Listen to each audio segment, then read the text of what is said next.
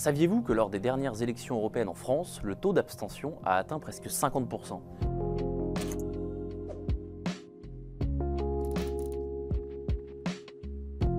L'Union européenne, ce colosse politique et économique qui regroupe près de 450 millions d'âmes et figure parmi les géants économiques mondiaux, semble curieusement lointaine pour le citoyen moyen. En 2019, un sondage révélateur pointait que près de 70% des Français étaient incapables de nommer le président du Parlement européen, exposant une lacune alarmante dans la connaissance des institutions qui pourtant régissent une part significative de leur législation nationale. Chaque parti politique français joue gros dans ces élections européennes. Bien que chaque parti ait des visées distinctes dans ce scrutin, tous partagent un impératif commun, surpasser le seuil des 5%.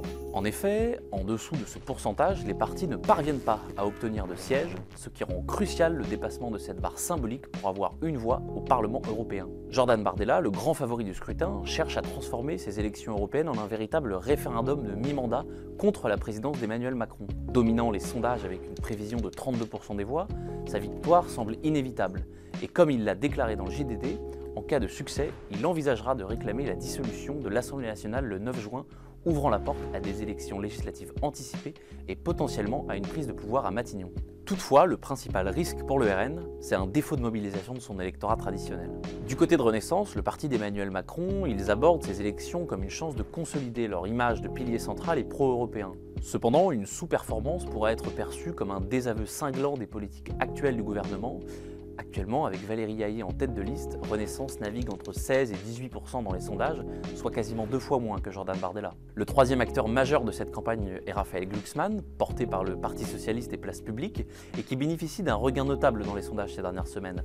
Pour Glucksmann, l'enjeu est clair, reconquérir les électeurs perdus au profit de la France insoumise et des partisans d'Emmanuel Macron, en offrant une alternative à gauche. Derrière ces trois listes, ces élections européennes représentent plus une question de survie. Les Républicains, confrontés à une érosion de leur base électorale, doivent démontrer qu'ils demeurent une alternative crédible en mettant l'accent sur une Europe respectueuse des États-nations.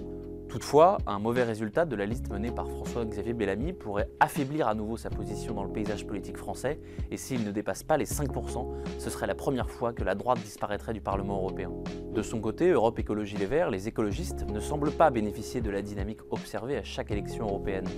Marie Toussaint, qui peine à se montrer, à se distinguer, oscille entre 5 et 7%. Un score élevé consoliderait leur rôle de leader sur les questions écologiques en France. Néanmoins, une incapacité à traduire l'urgence climatique en soutien électoral remettrait en cause leur stratégie et leur impact. Quant à la France insoumise, avec Manon Aubry, ils ont décidé de mener une campagne sur la question palestinienne. C'est d'ailleurs pour cela qu'ils ont placé Rima Hassan, une activiste franco-palestinienne, sur leur liste et qui est sondée entre 6 et 8%. En faisant de la dénonciation du génocide de Gaza l'axe de la campagne européenne de Manon Aubry, Jean-Luc Mélenchon risque tout simplement d'exposer ses cadres. En témoigne Mathilde Panot, présidente du groupe Insoumis à l'Assemblée nationale, qui vient d'être convoquée dans le cadre d'une enquête pour apologie du terrorisme.